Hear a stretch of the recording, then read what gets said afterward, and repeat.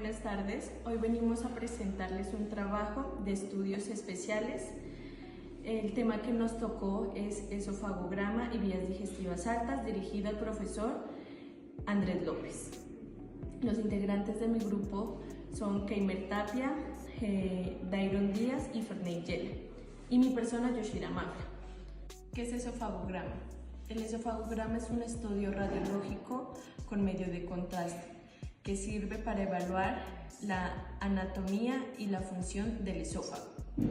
El esofagograma, también conocido como trago de ovario, es un estudio que consiste en tomar radiografías en diferentes posiciones para obtener imágenes del esófago. Bueno, vamos a hablar de la anatomía del esófago. El esófago es una estructura muscular tubular que mide aproximadamente 25 centímetros de longitud. Está conformada por tres porciones: cervical, torácica y abdominal. La cervical va desde la faringe hasta la entrada del tórax y está relacionada con la tráquea y la columna cervical.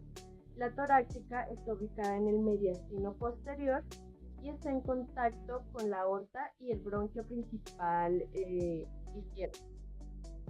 La abdominal se extiende desde el hiato esofágico hasta el cardias del estómago.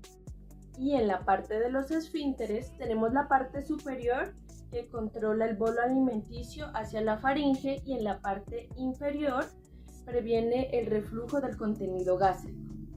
Bueno, vamos a hablar de la fisiología, que es el mecanismo de la deglución. Tenemos tres fases: fase oral, fase faríngea y fase esofágica. En la fase oral tenemos movimientos voluntarios en la que el bolo alimenticio es empujado hacia la orofaringe. En la fase faríngea tenemos movimientos involuntarios con el cierre del epiglotis que apertura el esfínter esofágico superior. Y en la fase esofágica ocurren contracciones peristálticas transportando el bolo hacia el estómago. Y en la parte de la perialitasis esofágica, en la primera inicia por la deglución y en la secundaria respuesta de la distensión esofágica. En los esfínteres esofágicos, en la parte superior, se abre brevemente durante la deglución para evitar la aspiración, y en la parte inferior mantiene una presión basal para evitar el reflujo, relajando cuando llega el bolo alimenticio. Bueno, continuando con las indicaciones por las que se realiza el estudio, vamos a comenzar con disfagia,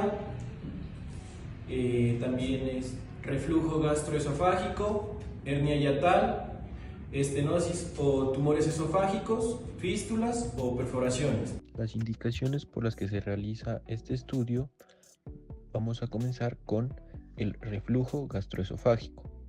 La enfermedad por el reflujo gastroesofágico es una infección en la que el ácido del estómago fluye con frecuencia hacia el estómago, que es un conducto que conecta la boca y el estómago.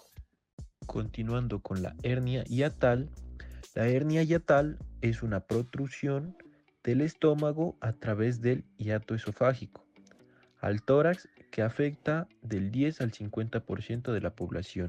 Continuando con la estenosis esofágica es un estrechamiento del diámetro del esófago que provoca dificultad para el paso de los alimentos hacia el estómago.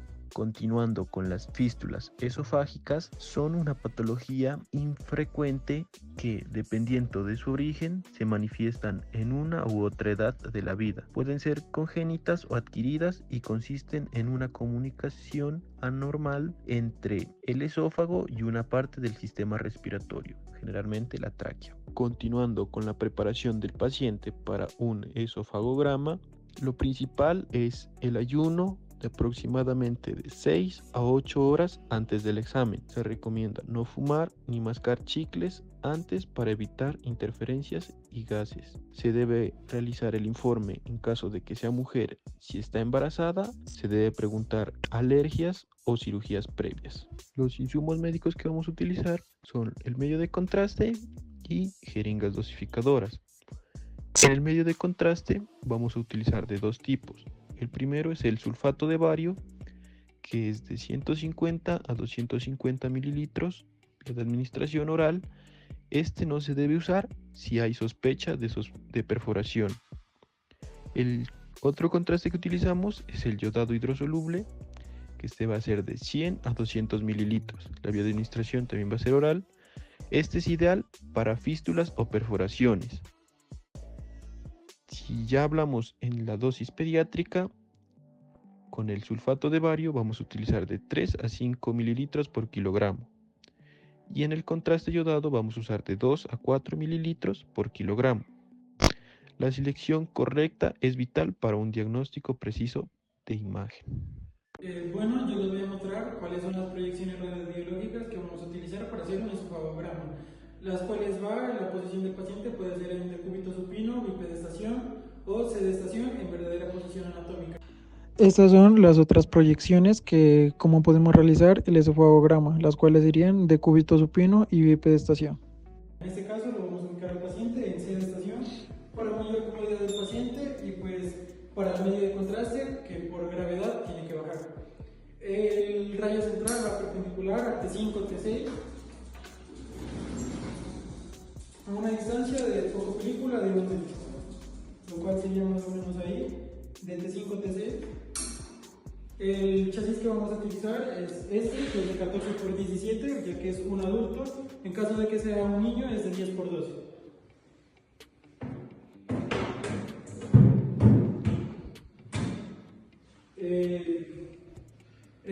La primera radiografía que vamos a hacer es una AP previa, en la cual se debe visualizar la zona esofágica sin superposición de objetos.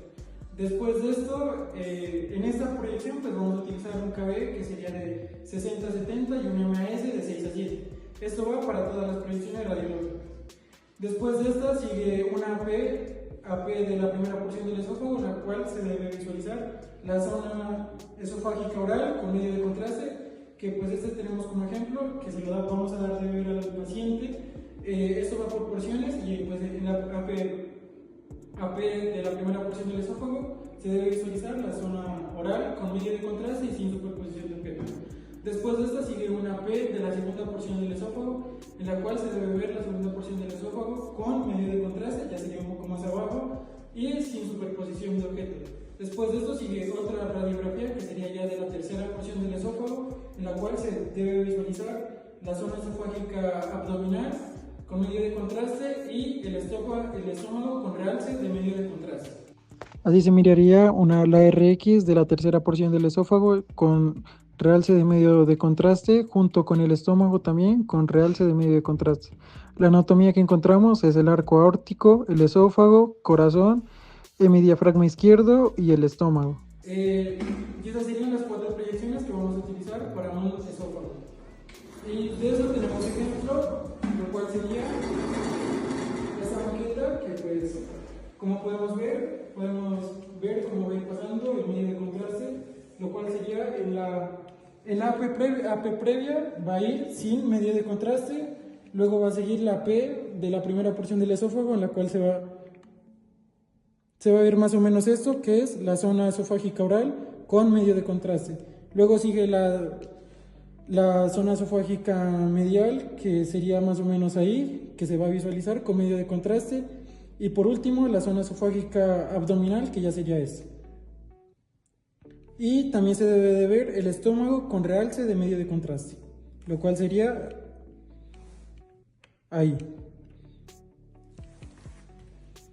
Bueno, continuando con las proyecciones de esofagograma, se van a realizar 3 más, aparte de las AP, que serían oblicua, lateral en fase oral y lateral. La posición del paciente puede ser decúbito supino, bipedestación o sedestación. Para continuar con el examen, la vamos a realizar en sedestación, como se sienta, y vamos a rotar el cuerpo del paciente 45 grados para que esté en una posición oblicua. Vamos a ubicar el chasis a nivel de T5 y T6, y el rayo central va perpendicular a nivel de T5 y T6.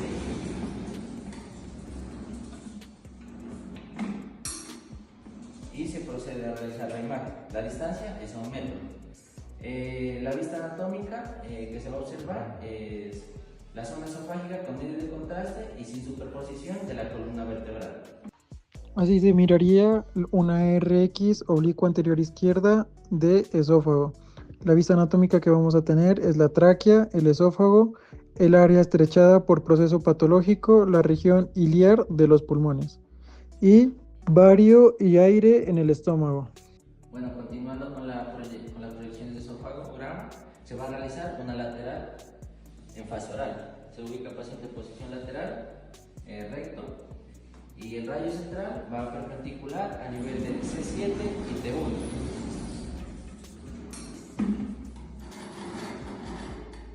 Y se realiza al tomar la imagen. El cable que se va a utilizar es de 65 a 70, el MAS es de 6 a 8. El chasis para un adulto es en 14 por 17 y en un paciente pediátrico sería de 10 por 12. El criterio de evaluación que se va a observar es la zona esofágica con medio de contraste. Así se miraría la RX lateral de esófago. La anatomía que vamos a obtener de esta es el esófago, el hemidiafragma y el estómago.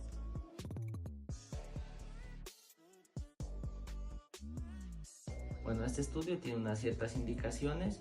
A continuación vamos a dar las indicaciones más comunes en este estudio. La primera sería dolor abdominal recurrente, disfagia, que es dificultad para tragar, hernia hiatal, estenosis o tumores y reflujo gastroesofágico. Para que este estudio se realice de manera adecuada, el paciente debe tener una preparación correcta, la cual es un ayuno de 6 a 8 horas. No tiene que consumir tabaco, no tiene que consumir lácteos ni chicles. A la hora del momento de realizar el estudio, tiene que quitarse cualquier prenda metálica y también se tiene que informar sobre si el paciente tiene alguna alergia o si ha tenido alguna cirugía reciente. Bueno, el medio de contraste que se va a utilizar en este estudio es varitado o yodado hidrosoluble. En pacientes adultos, el varitado va a ir de 150 a 250 mililitros si no hay sospecha de fístula, y el yodado hidrosoluble va a ir de 100 a 200 mililitros en caso de que haya sospecha de fístula. En pacientes pediátricos va a ir de 4 a 6 mililitros por kilogramo de peso corporal el varitado, y el yodado hidrosoluble va a ir de 3 a 5 mililitros por kilogramo de peso corporal. Las proyecciones de vías digestivas altas utilizamos las mismas que utilizamos en un esofagograma, las cuales serían una AP de la primera porción del esófago, una AP de la segunda porción del esófago y una AP de la tercera porción del esófago, y también la lateral. Esas serían iguales que en esofagograma. Continuando con las proyecciones de vías digestivas altas, seguimos con la AP o PA de llenado gástrico. En este caso lo vamos a hacer AP. La ubicación del paciente se la puede hacer en decúbito supino, bipedestación o sedestación. En este caso también es sedestación. El rayo central va a ir perpendicular a nivel de T10 y T12.